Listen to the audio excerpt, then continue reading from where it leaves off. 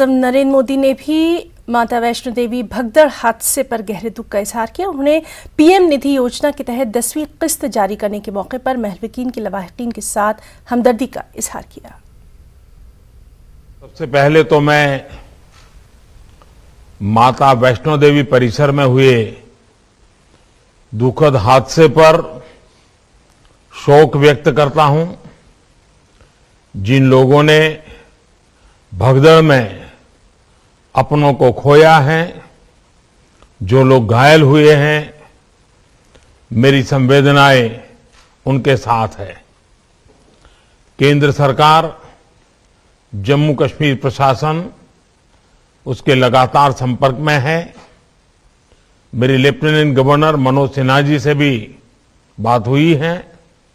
राहत के काम का, घायल के उपचारों का पूरा ध्यान रखा जा रहा है। जम्मू कश्मीर